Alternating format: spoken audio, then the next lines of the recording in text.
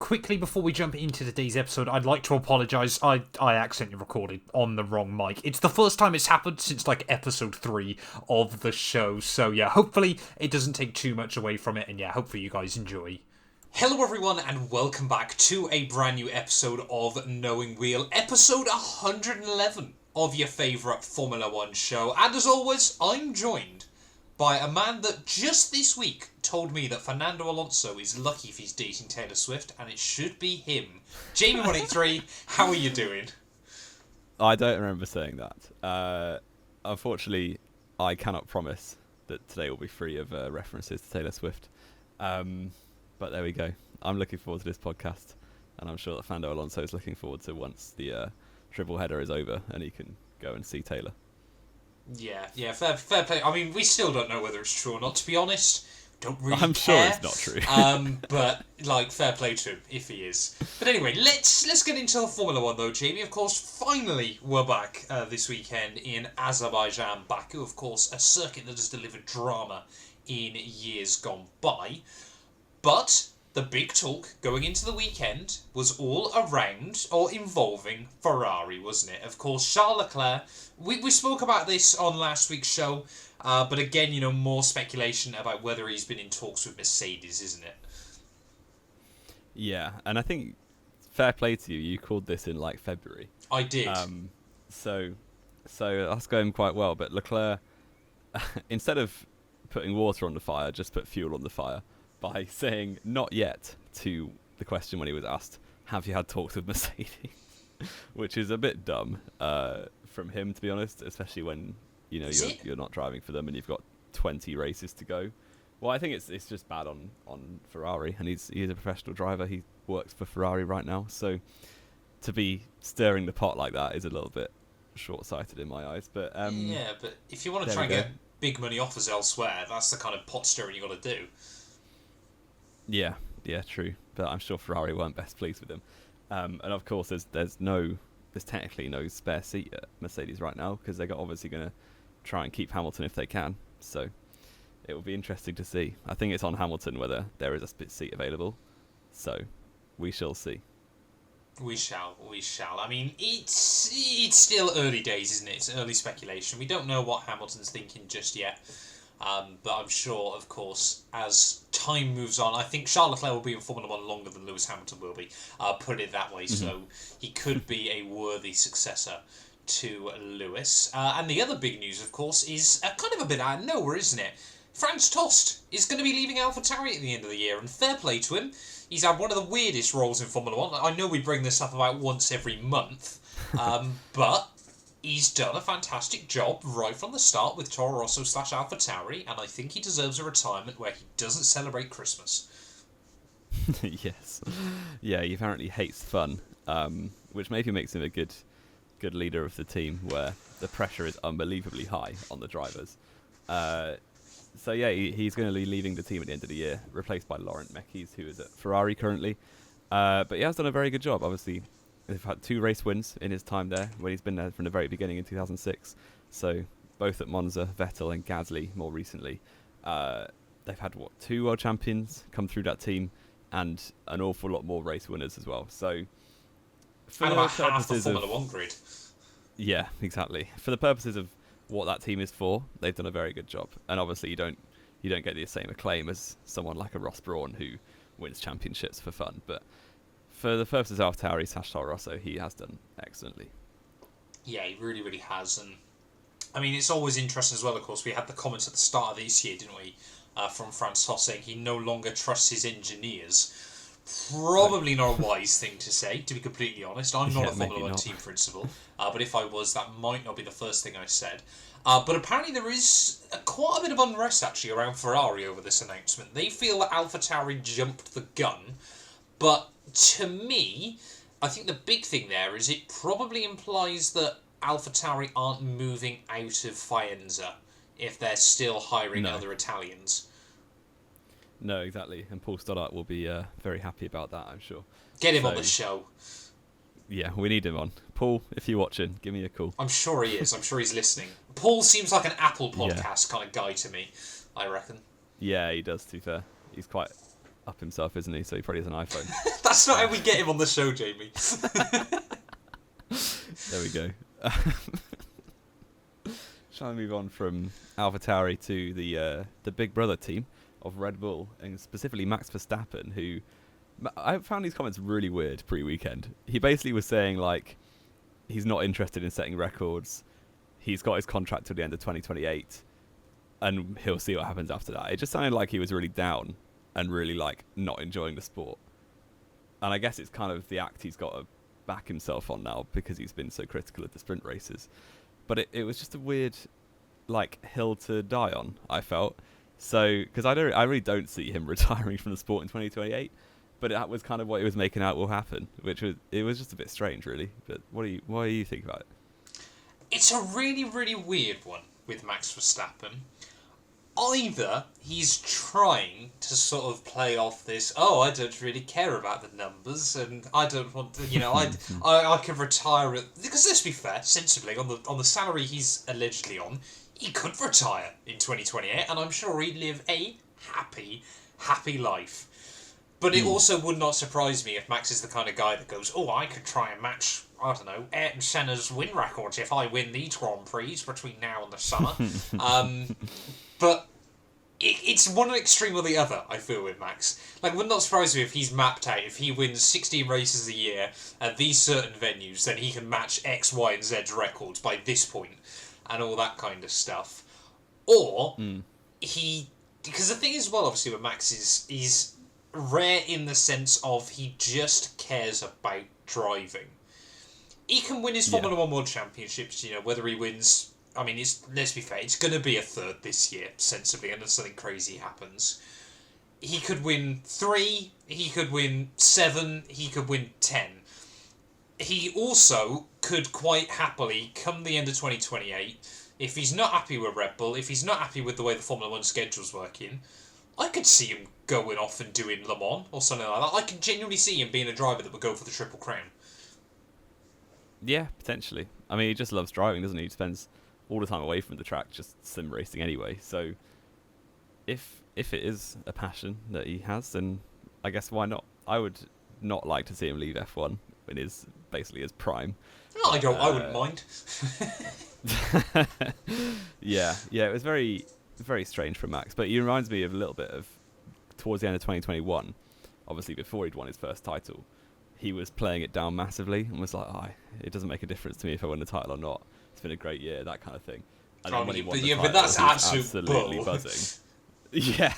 Max was trying to do that because he knew he was cracking under the pressure. Yeah, and still won it. So there we go. Yeah. Anyway, nice and early.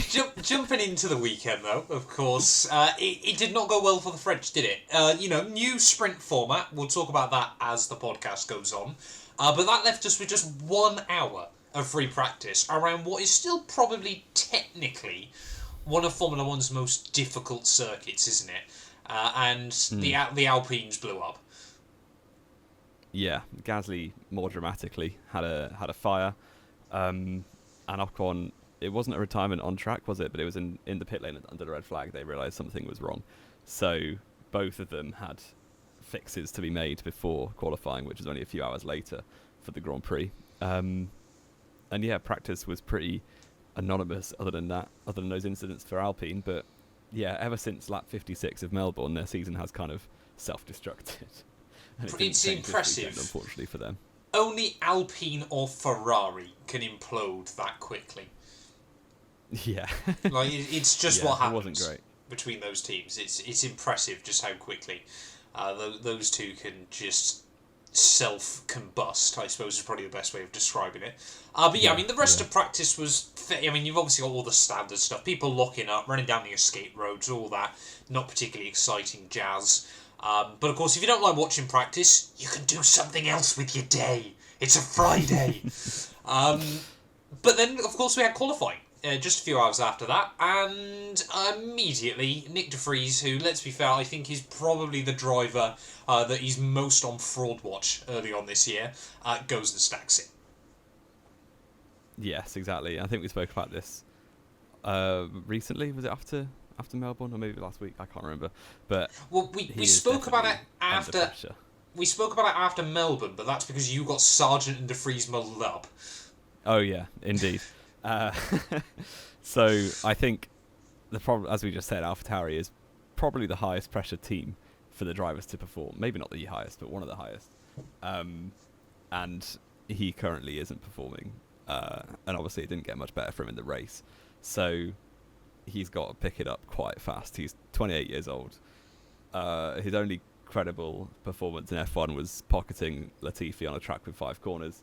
And he hasn't really started the season very well at all for AlphaTauri, and especially when Liam Lawson is up there in the championship in Super Formula. I think someone's going to be taking a look at the contract and seeing what they can do about it. So, yeah, he's got to pick it up. I kind of, like, for his sake, I hope he does, but I also don't really care about Nick De Vries for myself. There we go.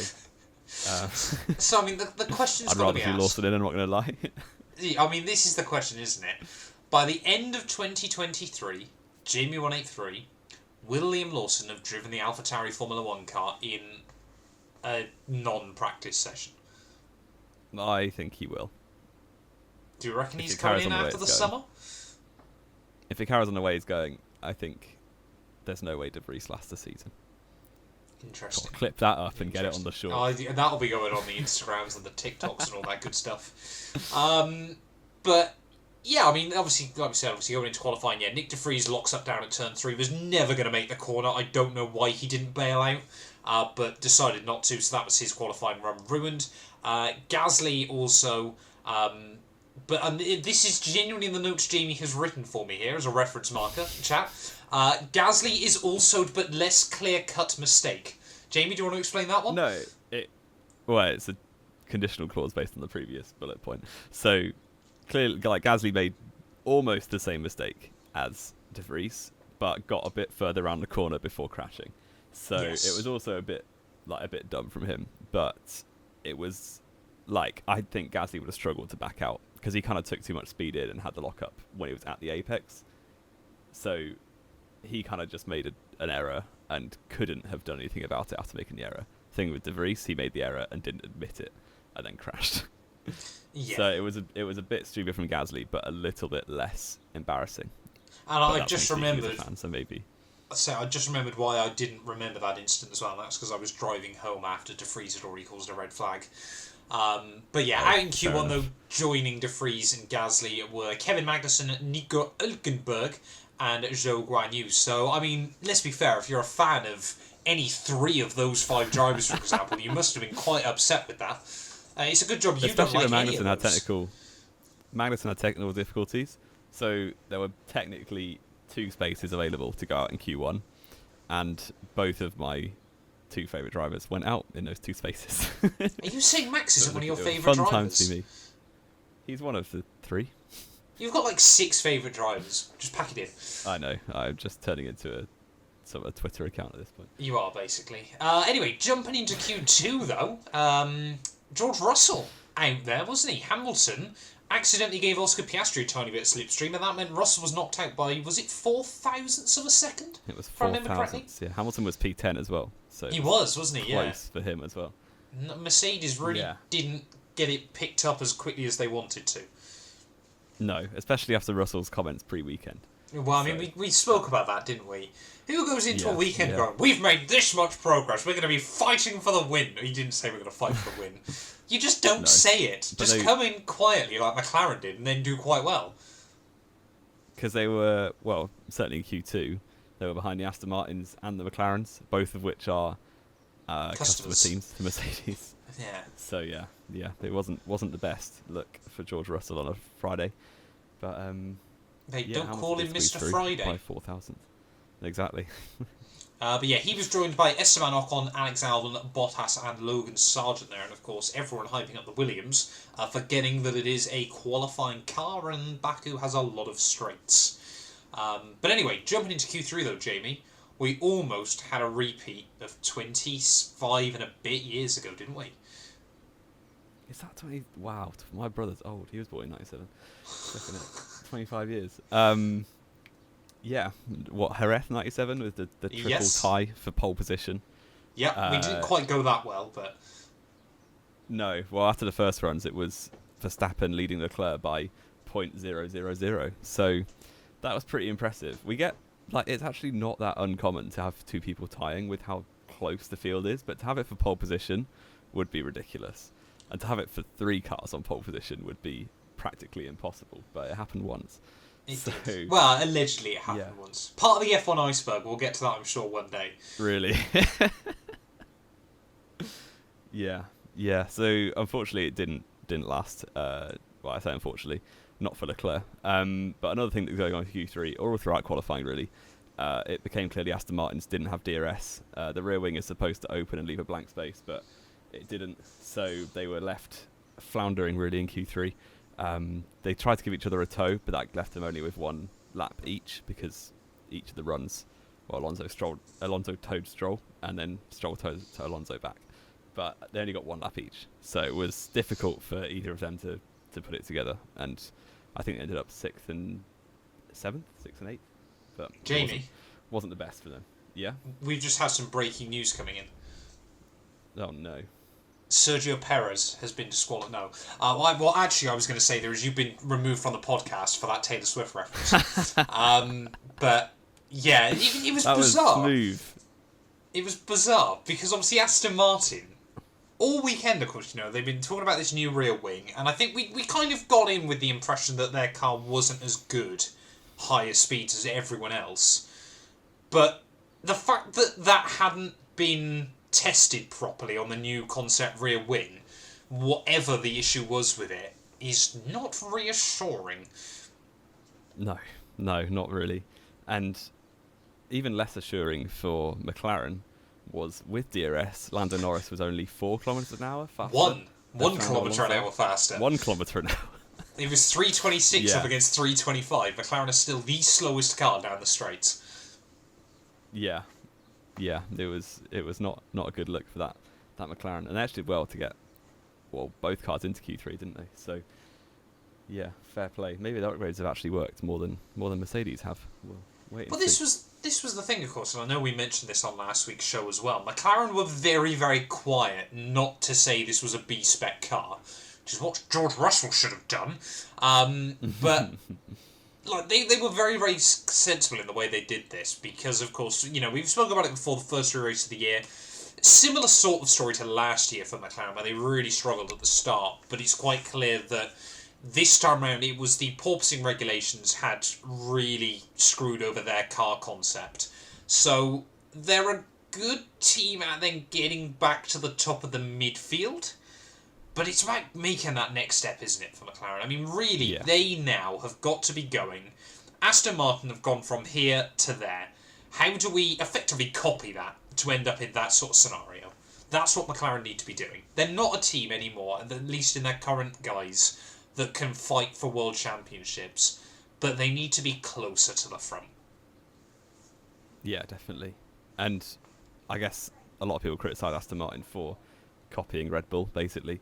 But if that's the way to do it, that's how you get up there, really. So I guess McLaren might be too proud to admit. Oh yeah, because that's worked so well for Williams over the last 15 years. Pride. Oh, true. Yeah, maybe they just need to admit that copying other teams isn't a bad thing, especially when that team is dominating the sport. So yeah. This is always the thing as well, and I remembered this yesterday because it was a funny comment my dad made, which I'm going to say definitely off the bat was a joke. But he said that Adrian Newey was a traitor to his country going to Red Bull, which I didn't quite understand because, of course, the Red Bull team's based in the UK anyway, but I kind of get, obviously, what he meant by the Austrian stuff. I wonder if occasionally there are still people inside McLaren now that go, if we just paid him a bit more and given him what he wanted, we could still have Adrian Newey. McLaren could now be the most successful team in Formula 1 history had they kept onto Adrian for the last 20 years. Yeah, it's mad to think about. And I know we're going back into my Let's Admire Adrian Newey phase of the show, which happens every week at the moment. But, I mean, if Adrian Newey wants to come on, I think I'd be speechless for an hour, but just in awe. Yeah, I'd just let him talk about aerodynamics and not have a clue. We would, yeah. We would have no idea what he's saying, but we'd be here for it. But Yeah, you do wonder whether there's still that little bit in McLaren going, wish we kept him. I wish Ron Dennis wasn't such a pain. Yeah. But yeah, final qualifying order was, of course, like we said, Charles Leclerc able to improve again by 2 tenths to take pole position away from Max Verstappen.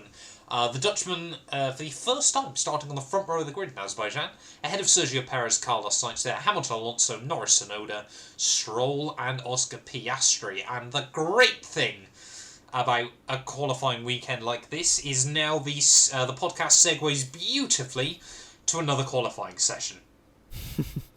Yay. Yes. And we had, well, sprint shootout, to give it its correct term, on Saturday morning, which I was surprised I got up for, but I did. It was like at 11 a.m. No, it was it? I swear it was half 9. Was it half 10? It was half 10, yeah. Oh, fair. Well, definitely should have been up then, which I was. So, yeah, it was shorter sessions. We had 12-minute, then 10-minute, then 8-minute for the 3 sessions, which I said the pre-weekend, I think, was a bit of an improvement on the previous concept of sprint races, where the sprint just decides the grid for the Grand Prix. Didn't really turn out that way, but we'll get onto that later. But yeah, sprint shootout. And the key thing, I feel, for anyone going into sprint shootout is do not crash.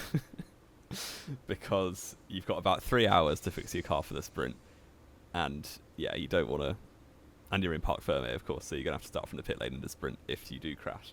Unfortunately, Logan Sargent didn't adhere that advice and did indeed bin it at turn 15 in SQ1 and ruined the back end of his Williams. Yeah, not a wise choice by Logan Sargent. I mean, we spoke a little bit about this pre-recording. I think Sargent was a little bit unlucky there. Those Ferraris were not in a good place. And I think that if I can understand why he crashed because of where they were. Not saying it was the Ferrari's fault, because let's be fair, Formula 1 now is racing around circuits that don't really allow cars to get out of the way of each other very easily. But I can see why Sargent made the mistake when you've got a car on the inside of a corner there doing that. You're likely to be distracted, and turn 15 is probably the most treacherous corner in Baku. Yeah, definitely. It's the one we see most. I feel like that turn 3 or turn 15 is where we see most of the crashes, when people are pushing on qualifying laps and such. So yeah, it's again a bit of a rookie error, but he's made quite a few of those this year, and it's kind of. And he is a rookie. Yeah, but some rookies don't crash as much. I'm just gonna leave it at that. It's fair enough. It's fair enough, I suppose. Maybe still Sargent was pushed up into Formula 1 a year too early, but I think he's doing okay so far. And I mean, he still did actually make it into Q2 because of that. Did screw over star of Friday Yuki Tsunoda, though, who was about 10 yards from the start-finish line when the red flag got called, and he would have then knocked Sargent out of Q1 there. Yeah. So it was both Alpha Tauris, both Alfa Romeos, and once again, Pierre Gasly, who are out in Q1 there. What is going on with Alfa Romeo? Alfa Romeo, they're a lost cause at this point. I'm surprised they've even got any points. Their car was just so off the pace, which is really annoying. I think they've got a high downforce concept, so the next 4 tracks should suit them a little more. I've got to hope so, because it's not looking good. And Gasly went out in SQ1, which meant going into the sprint race on Saturday afternoon, he'd done about 5 laps in total, which was probably not the best preparation. No, not ideal. Q2 though, SQ2 even I should say, pretty undramatic. Of course, Sargent out because he didn't have a car, and then also was subsequently removed from the sprint race as well because Williams couldn't get the car repaired in time. Magnussen, Ocon, Nico Hülkenberg, Oscar Piastri there, who was just 0.03 of a second behind his teammate Lando Norris. And with all the reports we've heard this weekend about Oscar Piastri with food poisoning, bless him, he did incredibly well. He did. Unlucky to come away empty-handed, really, from the whole weekend. But, yeah. And empty stomach, really more luckily. Drive. Yeah, very good drive from Piastri. And obviously got the first points in Melbourne, so he'll kick on and start doing well. Yeah. And I mean, this kind of left us with a weird scenario by the time we got to SQ3. Obviously, like we said, in SQ1, SQ2, you can only use the mediums. In SQ3, you can only use the softs. There was a caveat to that as well, though, that they had to be a completely fresh set of tyres. So Lando Norris got into SQ3, but because he used an extra set to get into Q3 on Friday, meant that he didn't have any tyres for SQ3, except for if he and Yuki Tsunoda had both made it into SQ3, they would have probably both had to have gone out on a set of intermediate tyres and battled for P9, which is incredibly dumb. It's just like league racing in real life, isn't it, really? Yeah. So it would have been quite funny, but I do think the teams have too much respect for the sport, that if that had happened, they wouldn't have gone out. But it would have been... Oh, no, they would have been reprimanded, I would have thought. There's no chance they would have gone out on a dry condition. Oh, no, they wouldn't, but that's my point. They would be reprimanded if they did. Yeah, definitely, yeah. Yeah, but that left us in SQ3 with basically a repeat of proper Q3, in Friday qualifying, with Leclerc actually in the first runs just ahead of Verstappen this time, not tying.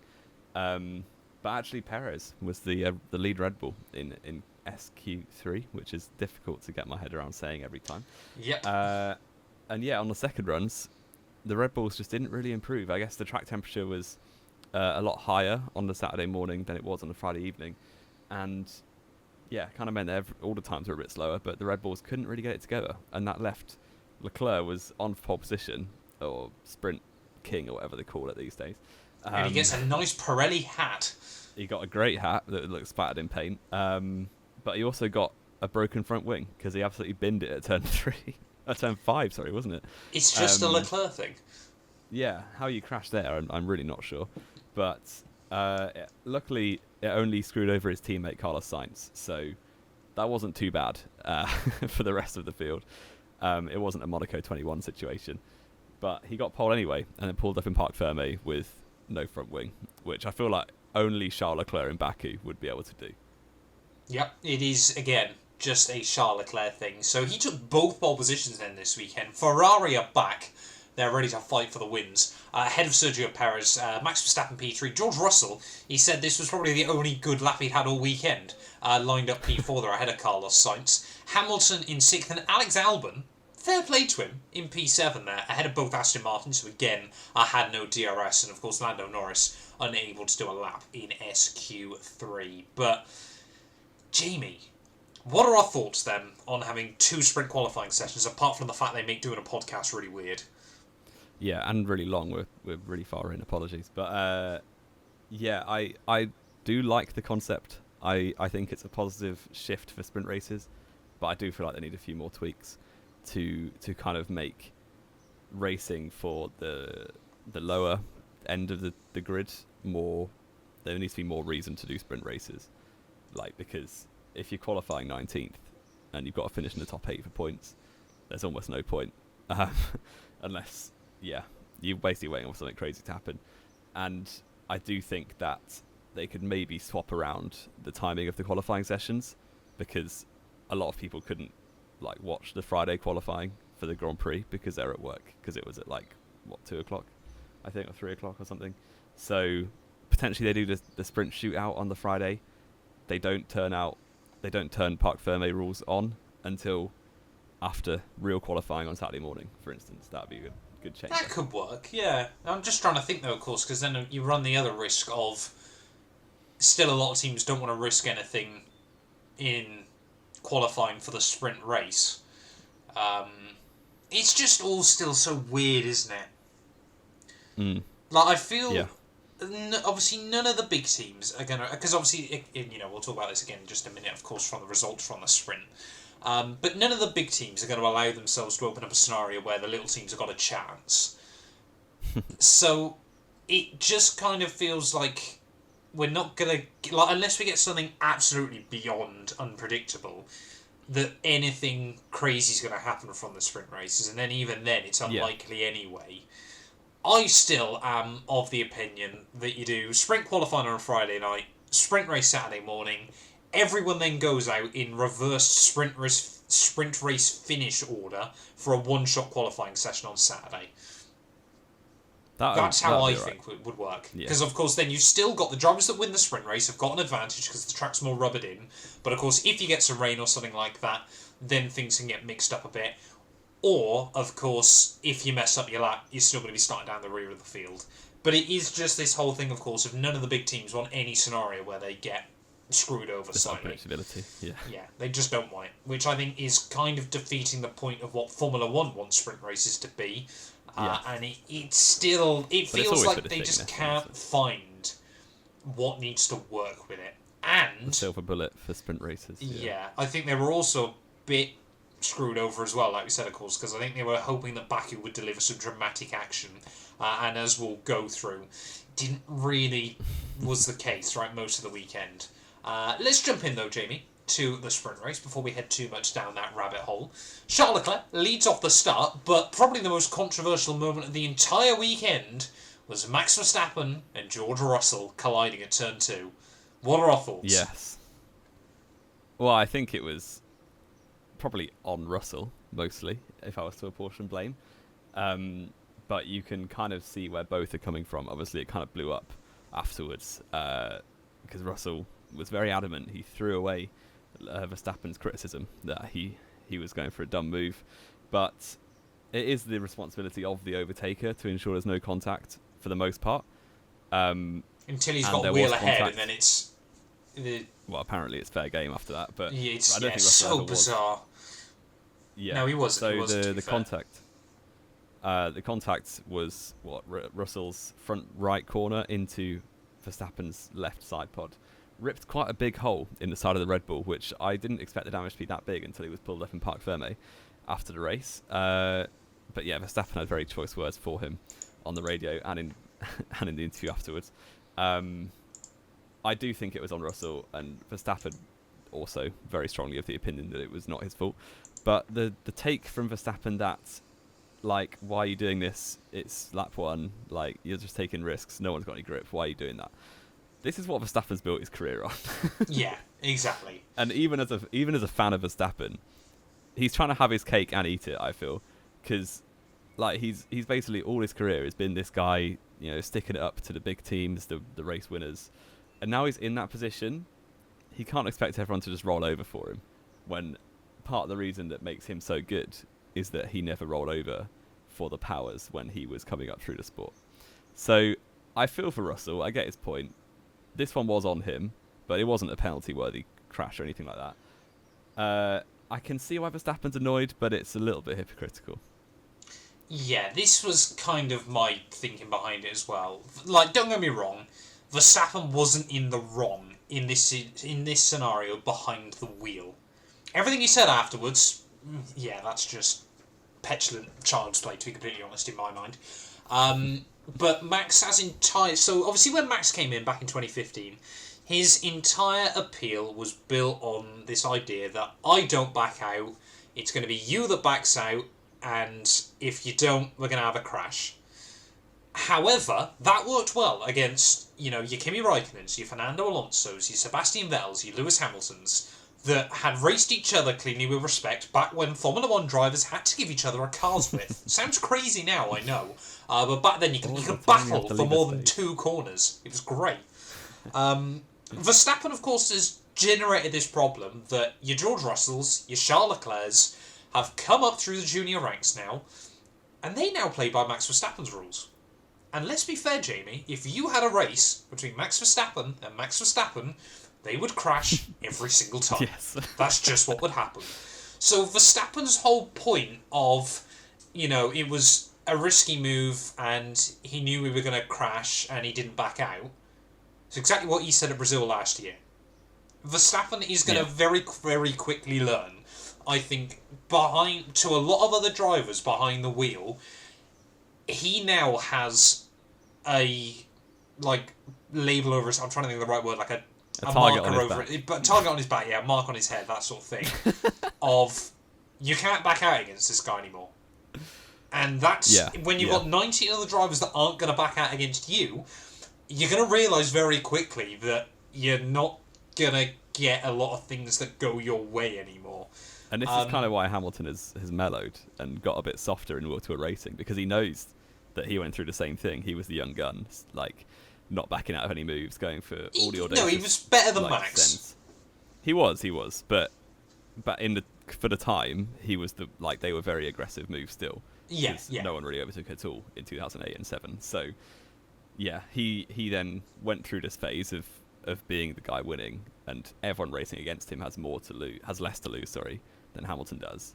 So it makes logical sense. It's against your instincts as a racing driver, but it makes logical sense to sometimes allow people to go past you and then just pass them back later in the race. I think the big problem still for me with Max Verstappen is he's trying to be like the new Ayrton Senna in this scenario of, I don't back out of the moves, you back out of the moves.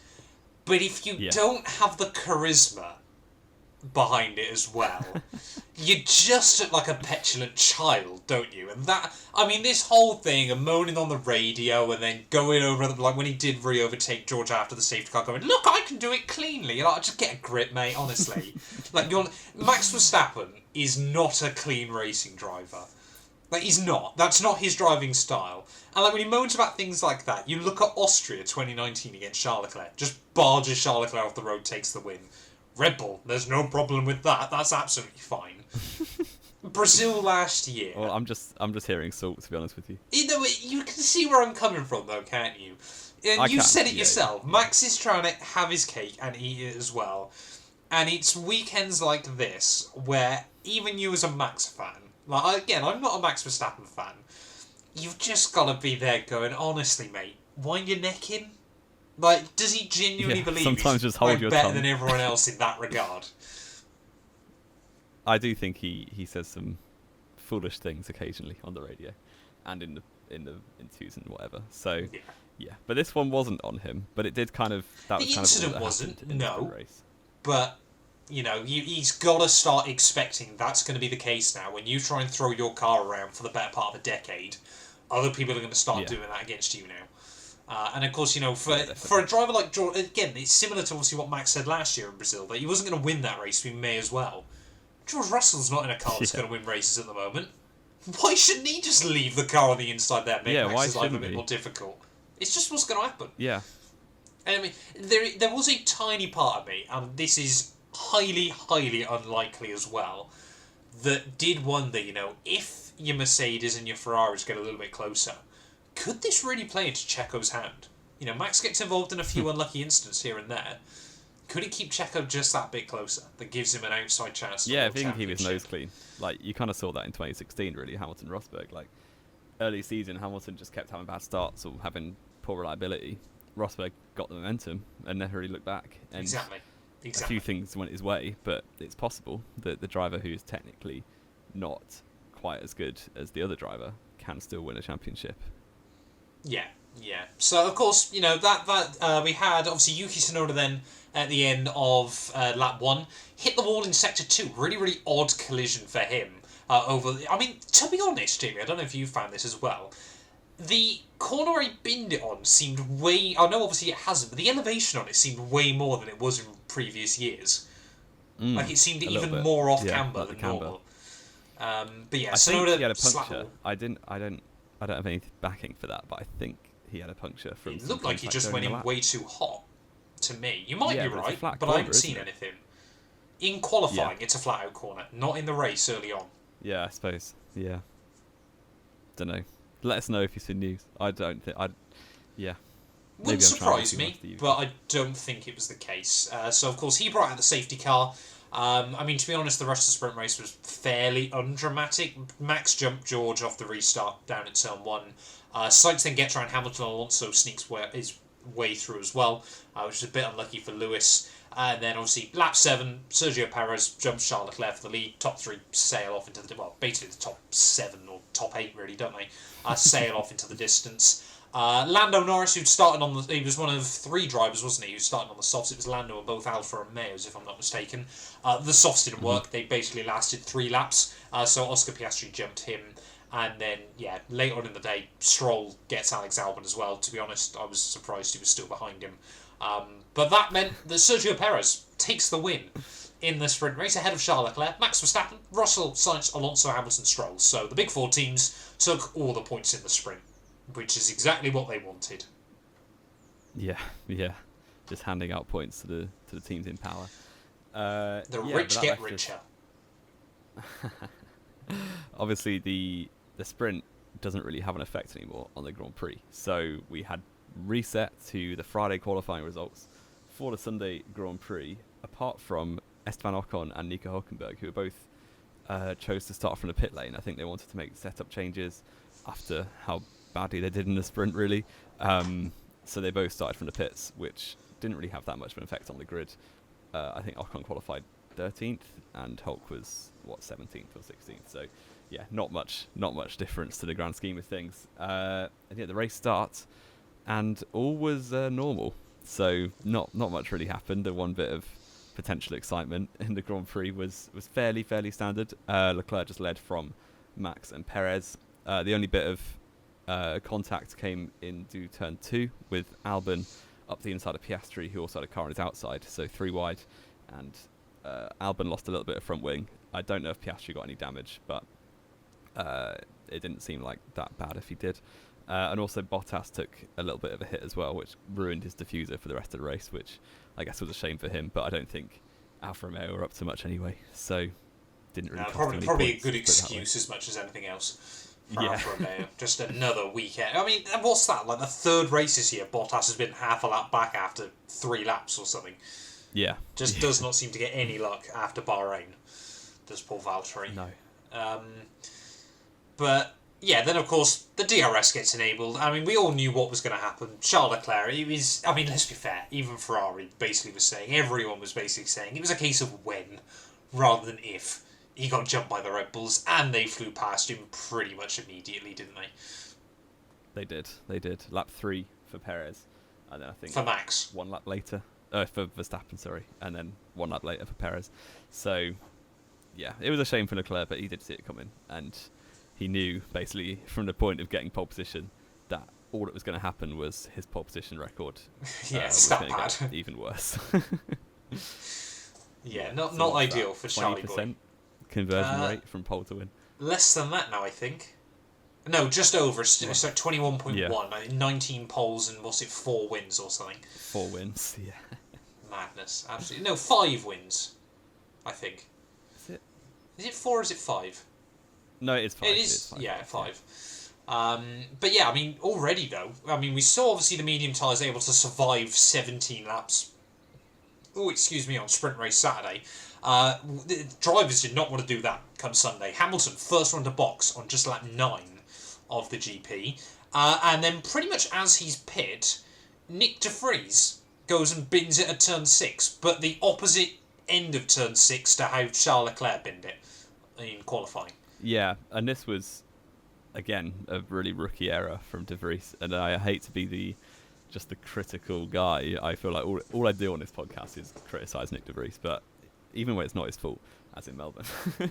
But yeah, it was a very stupid mistake to make. Just turned in too early into turn 6. Clipped I mean, who would do that in Baku and ruin a good chance of a good race? I prefer not to speak. If I speak, I'm in big trouble. Looks back at 2017 in anger. No. But yeah, that broke his front left corner and was stranded on the runoff at the exit of turn 6 into turn 7. So yeah, I thought when I saw that, safety car's going to be deployed surely, because you can see on the picture the front left wheel is just pointing the wrong direction. But I don't think anyone else actually saw that apart from me, because everyone on the commentary teams and everyone in the FIA apparently thought, his engine's still running, he could probably reverse back, even though he's got a damaged front left corner completely. Well, because it straightened Red back Bull, up again when he stopped. I don't know. Maybe I'm giving myself too much credit, but it was Maybe quite your obviously glasses going to be on a upside safety down. car. Yeah, potentially. Who knows? But Verstappen needed to pit that lap anyway, lap 10. And I guess Red Bull saw this and was like, that's going to be a safety car, or at least a VSC. Let's pit and get a free stop. And then the FIA waited just long enough to make Verstappen go through the pits at racing speed and then called the safety car out. Which was maybe trying to keep the championship interesting, but I'll leave it there. Well, I think Red Bull were obviously trying to go the other way, weren't they? They were like, we can easily just get Max way out in the lead now So there's not even a fight for the dub today. But yeah, definitely not the way it worked out. And of course, that meant that Verstappen and Hamilton both got bumped back down. Verstappen ended up behind Charles and Sergio Perez now, who've been promoted to the lead. And then, Hamilton got pushed all the way down to P10, wasn't it, I think, off the safety car.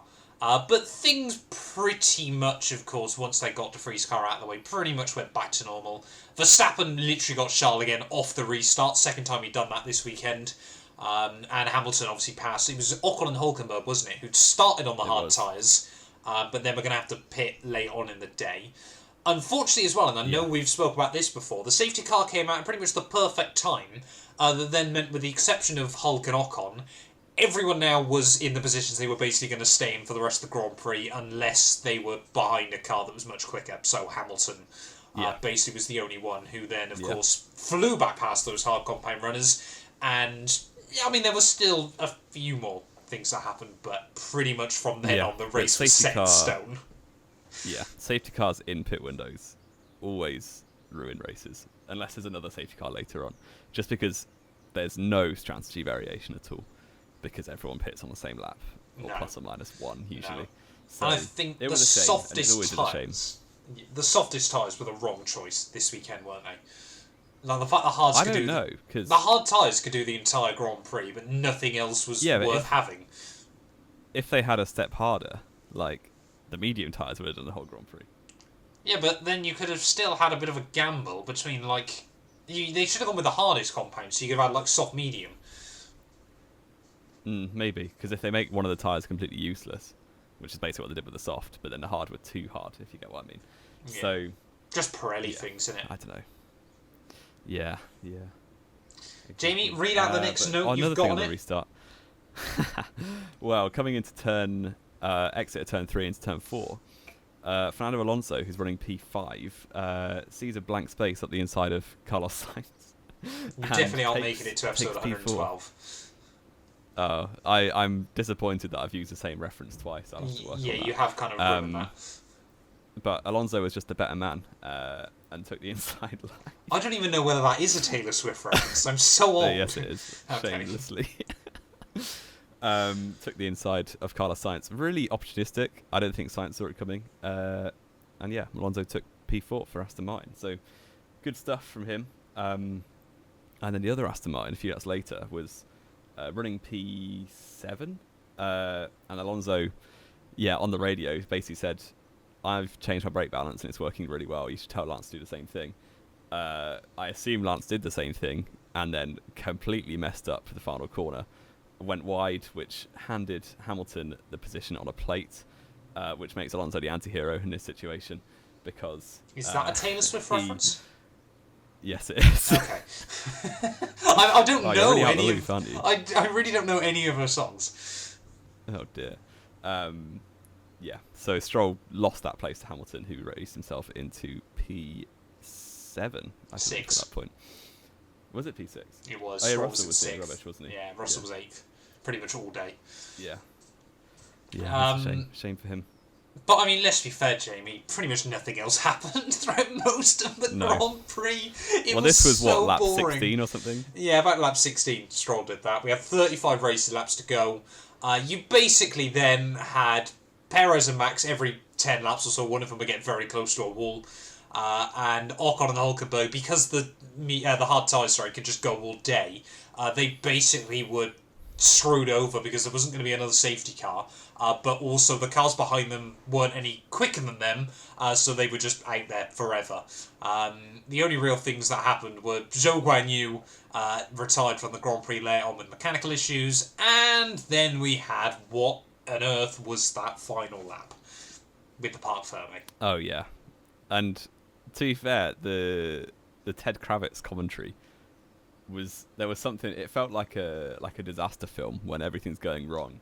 Well, let's be fair, it could have been really bad. Yeah, it could have been awful. But basically, Esteban Ocon hasn't done his mandatory pit stop yet, as Perez is coming basically around the final corner of the last sector. So they've closed the pit. Well, they haven't closed it, but they've effectively put Parc Fermé out. They've put the pit boards out for P1, 2, and 3, and all the camera people are getting into position to be able to take the pictures of the winner and the podium. But they haven't realised, or they haven't remembered, that Esteban Ocon is still going to come through the pit lane on the final lap of the race to change his tyres, which some of the photographers had realised and were basically shouting like it was some sort of disaster movie, like, get out of the pit lane, get out of the fast lane, Ocon's coming.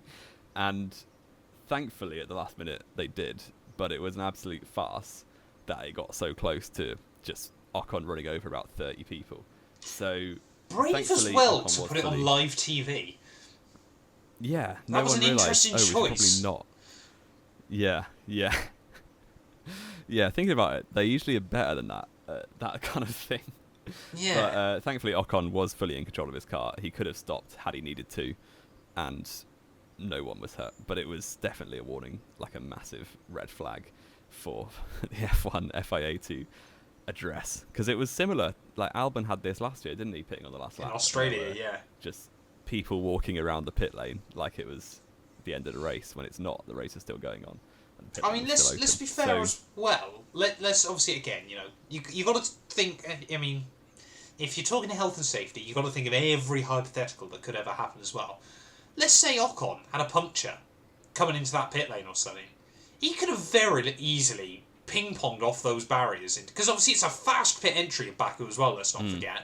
He could have ripped off both front wheels and just ploughed into where they were setting up Parc Fermé, for all we know. Yeah. You also or even got to worse, mention, like a brake-by-wire failure or something. Exactly. I mean, we also got to mention, of course, you had Red Bull pit crew that were running across the pit lane as well, because they obviously wanted to celebrate Checo winning. Yeah. It was not a good look for Formula One. And I mean, No, they've done their investigation, they reported themselves to the stewards, and they went, sorry, we were naughty, it won't happen again. Despite the fact it's happened twice. I think now they in the will last make 2 some years. changes. They've promised to make changes for Miami, which seems very quick turnaround for Formula They 1 shouldn't standards. be setting up Parc Fermé until cars have finished. I get that they want to try and make it look like a smooth production and all that, but let's be fair, Baku's a long circuit. Like, on a cooldown lap, it's probably going to take you a good 3 minutes to get round. Like, you've got time. Yeah, you absolutely have. And that was, kind of the most dramatic part of the Grand Prix, which was a shame, and not the best note to end the race on. But another thing that was kind of bubbling under, you had Verstappen kind of gapping, like they were basically trading fastest laps at the end, but Verstappen was close to Perez at the end. It was hovering around the second mark. And also Alonso had, kind of latched onto the fact there was a podium up for grabs potentially. He saw red in front of him in Charles Leclerc in the Ferrari, but unfortunately Leclerc was able to shake it off and didn't succumb to Fernando Alonso behind him. And Alonso had to settle for fourth, but it was only 0.6 of a second over the line. So really close stuff for Alonso to almost grab his fourth podium of the year. Yeah, the podium streaks comes to an end. I mean, this was something I wanted to mention quickly, Jamie, because I know you actually read through the comments as well on our predictions. So we're going to do this this week. I actually didn't look through the comments, unfortunately. There was some... Probably a good thing, really. When Alonso finish in 3 races on podium, but you're still putting Russell and Hamilton. Yes, Russell and Hamilton weren't the right choices this weekend, but we didn't put Alonso on there, and we were correct. And I think that segues us quite nicely, doesn't it, Jamie, to our predictions recap. 12 points available this weekend, and it did not go well. No. Bit too much faith in Mercedes. I listened to George Russell too much. Yeah, you've learned from the book of Russell, which was not wise. I stopped making that mistake last year, luckily, as a George Russell fan. But we both said Verstappen for sprint pole. We both got that wrong. You said George Russell for the sprint race. I said Verstappen. We both got that wrong. You said Verstappen, I said Perez for qualifying. I did get Perez ahead of Verstappen correct, but we both got that wrong. No, you didn't. Not in real quali. Oh yeah, not even in real qualifying. Yeah, so that was... Well, neither of us got the points there either. And your top 3 was Verstappen, Russell, Hamilton, which netted you 1 out of 12 points. 1. I got Verstappen, Perez, Hamilton, which netted me 2 out of 12 points. Yeah. So really not a good weekend there. Really not a good weekend for either of us there. But I think it does mean now on the scores, it's 13-10 in your favour. So I don't know if you want to update the Discord quickly. Yeah. But Yeah, it will do. not ideal by either of us there. Hang on, it must be 14 to me, because I got 6 in Melbourne. Yeah, it must be 14. You're just giving yourself I'm 3 gonna call it points now. 14-10. No, call it Yeah. 13-10, thank you. No, but I got 6 in Melbourne and 1 here, and it was 7 before that. Okay, fine. 14-10 We get a VAR to check. Jamie. I'm closing back in Indeed. rather at a rapid rate of knots. It must be Oh said. yeah, keep that up. Jamie, We Who didn't actually go was- through the order, did we? we didn't. Sorry, yeah. Do you want to quickly run through those before I ask you who was Well, your driver of the day? Yeah. Well, Perez won the race, of course. Verstappen made it a 1-2. I think it's only the 3rd time in Verstappen's career that he's finished second in his team's 1-2, which is a bit weird. Malaysia 2016 yeah, and Mhm.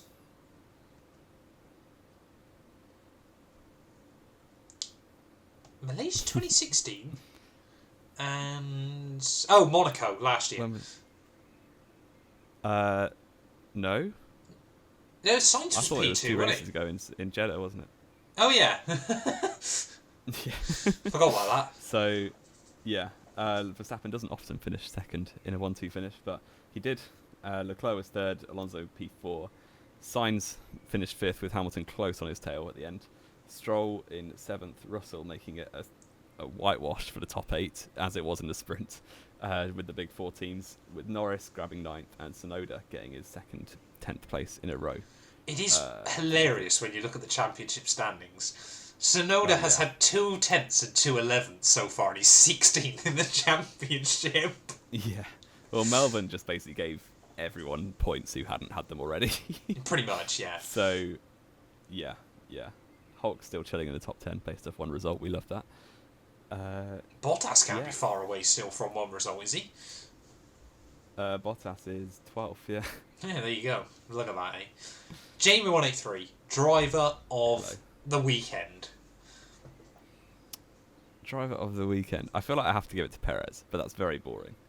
But he did, to be fair to him, make use of every opportunity that came his way. And quite comprehensively, after the safety car obviously handed in the lead, he was extremely accomplished in his drive. He did do very, very well. Charles Leclerc, I think, definitely deserves a shout out. I think sensibly that car shouldn't have been on pole. But it's the first time this year Red Bull have looked challenged whatsoever. Of course, it didn't quite work out on Sunday. But obviously, Charles Leclerc, finally a weekend that goes right for him this year. Mhm. Oscar Piastri, I think, is another one that deserves a shout out. Mainly for the fact that, you know, I don't think having food poisoning is at all ever fun. But still being able to stay quite close to Lando Norris despite that is worthy of a shout out in my eyes. And Yuki Tsunoda. You know, made that mistake Yeah, he on qualified race very well, day. didn't he? And yeah, I'm scrapping Yuki Tsunoda. No, because he still scored points, didn't he? He got 10th, yeah, after Yeah. qualifying 7th in the. Yes, sorry, I was thinking of the sprint race incident then, for some reason. But yeah, apart from the sprint race incident, he had another very, very good weekend in an AlphaTauri car that both of us still think is pretty dog poo.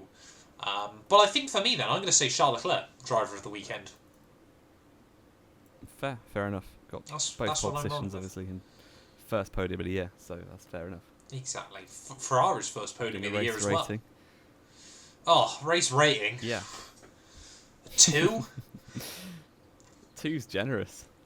What even I happened? think, you know, for me, Spa was a 1. It wasn't quite as bad as Spa in 2021, that is. What happened in... Oh. Yeah, I suppose it wasn't an absolute mess or awful. It almost So was, yeah, but give it a 2. 4 out of 20 Had Ocon for the Azerbaijan Grand Run Prix. down those people, it would have been a 1. And you know what, Jamie? You know what's even better about that? What's that? Baku, there were, 13 overtakes on race day Sunday? We've got Mm-hmm. Miami, Imola, Monaco and Spain up next in the next 6 weeks. No. It's just going to be here's the prediction. It's going to be a 2019 style season where the first 8 races are really dull. Yeah. And from that point on, Yeah, every race is a banger. 2019 had some drama. Monaco was good. Yeah, after 8 races. Kind of. Monaco wasn't that good. Canada was... Well, you had Verstappen versus Hamilton.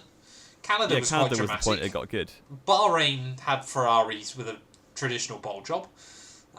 But yeah, we're in for a long a long few weeks, aren't we? Yeah, tune back in July when the season actually gets interesting. Exactly. Yeah, make sure you're back here in July, 2 months from now. But of course, Jamie, we're gonna quickly end off with this week's quiz. Formula One is heading to the Miami Grand Prix. This might have been a better quiz for Miami, but I'm sticking with it. Since we are not including the Indy 500 or all of the races at Watkins Glen, because there's just too many obscure names for you, I think, there. Okay. So since Formula One went to Phoenix in 1989, I want you, let me just get on my list quickly, 10 every winner, different drivers have won the US Grand Prix. Only 10? Only 10. Name me them. Wow.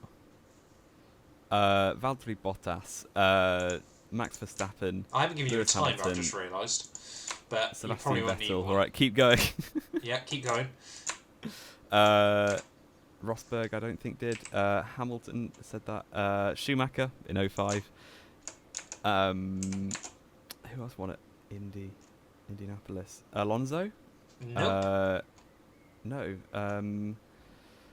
Barrichello, they did the finish, didn't they? The joint finish. Yeah. Keke Rosberg, did you want it? No, that was before his That time, was wasn't way it? before, yeah. No, he didn't either. Mansell, Piquet, Senna, Prost. Yeah, Senna Prost is correct. Hill. No. Hakkinen. There was no US Grand Prix between 92 and 2000. Andretti? No. Way too early. How many got left? 2. Any modern ones? No, Yes. I don't think so. Oh, Ralph Schumacher? No. Trilly? No, he No. won one, didn't he? 06. Someone would have won on 06. Oh, I don't know. I've bottled it. Unless Massa? I misheard you, you forgot a I said really... Vettel. Yeah. You've got A 2 really more, obvious Jamie. one, I'm going to give you another 15 seconds, I think, because I forgot to give you a timer here. Who won You're under last year? some pressure. Verstappen. Hamilton? 10 seconds. Oh, Raikkonen. Yes, He won that's in one of 2018. them. You got one more. Jody but Scheckter. Your time is up. No, Jody Scheckter was back in the 70s, my friend. You forgot one. The 2001 winner who won? of the US Grand Prix. DC? Nope. Montoya? Nope. Oh, I don't know. Mika Hakkinen. I said Hakkinen. Did you? I didn't hear you then. I absolutely said Hakkinen. I You don't told think that you was when you did. told me there were no races in the 90s. I definitely said Hakkinen. You did not say Hakkinen. No, I'm claiming that. You did not say Hakkinen. 9 out of 10 though. It's not bad. No, going. 10 out of 10. No, it's not. I'm not Yeah, giving it you is. that. I'm not giving you that. I think that, though, has wrapped us up for this week's show. Apologies to the 4 of you that might still care, but we're no longer featuring F1 Fantasy because F1 clearly don't care about it, so why should we, sensibly? I will still be looking at the league and things like that, and I am genuinely disappointed with how little Formula 1 has done with F1 Fantasy this year, but we're boycotting it. We're going to make a difference. Because one podcast not talking about it will see a rapid decline in the 4 people that still check their fantasy team. But Jamie, is there anything else to add? I think, to be honest, it's been a miracle we've made this weekend's Baku Grand Prix a 1-hour show, to be honest. Yeah, we didn't spend long talking about the GP, but that's kind of how it went. So. Yeah, exactly. There was more to talk about that surrounded the rest of the weekend. Thank you all so much for watching then. If you have enjoyed, please do make sure to leave a like, get yourself subscribed, follow us on all the various bits of social media as well. And we will be back later on this week then to preview the Miami Grand Prix. We've got a lot of podcasts coming up. We'll be in episode 200 before any of you know it, which is rather worrying.